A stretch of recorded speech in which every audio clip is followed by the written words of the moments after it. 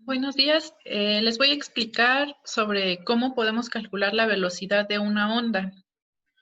Em, Estas diapositivas, como siempre, se las dejo en la sección de Classroom o en la descripción del video.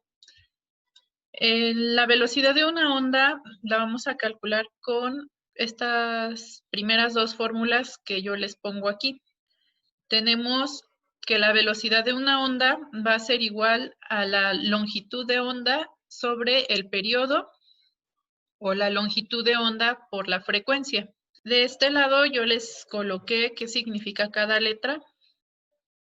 La velocidad se va a representar con la letra V y bueno, esta fórmula se utiliza ya sea para velocidad o para la rapidez de una onda.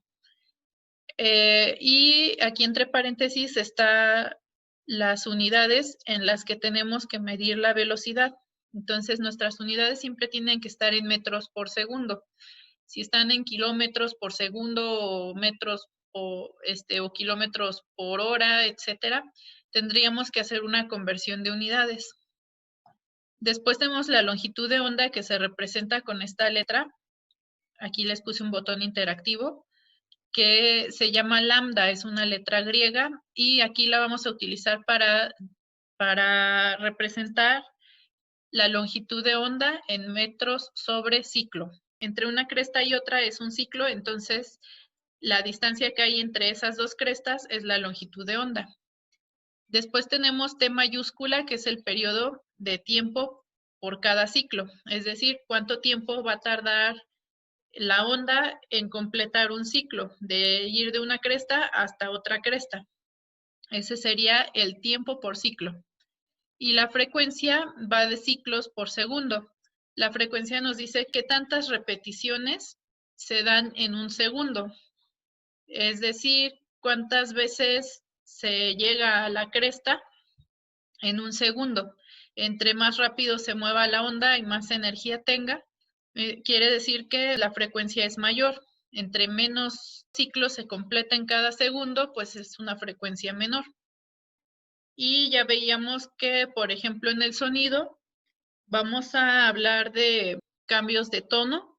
Entre más frecuencia tiene, escuchamos más agudo y menos frecuencia son graves. En el caso de la luz, entre menos frecuencia tenga, hablamos de ondas como las de radio o colores como el rojo. Y a mayor frecuencia tenemos los colores violeta y si nos vamos más allá llegamos hasta los rayos gamma. La frecuencia se mide en ciclos por segundo, cuántos ciclos se dan cada segundo, y esa unidad es lo mismo que los hertz. Un hertz es un ciclo por segundo y se representa con una HZ.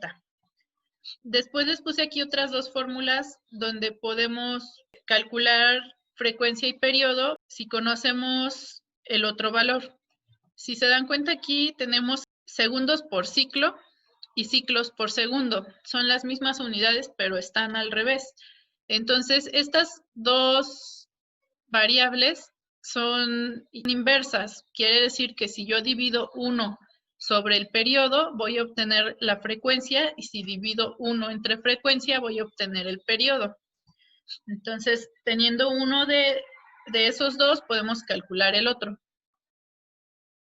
Y bueno, aquí está lo que les decía. El periodo entonces se va a tratar de cuánto tiempo se tarda en completar un ciclo de cresta a cresta. Y sus unidades son segundos por ciclo. La frecuencia es lo contrario. ¿Cuántos ciclos de cresta a cresta se completan en un segundo? Y bueno, entonces la unidad es lo contrario, ciclos sobre segundo. Y veíamos ahí que es lo mismo que hertz.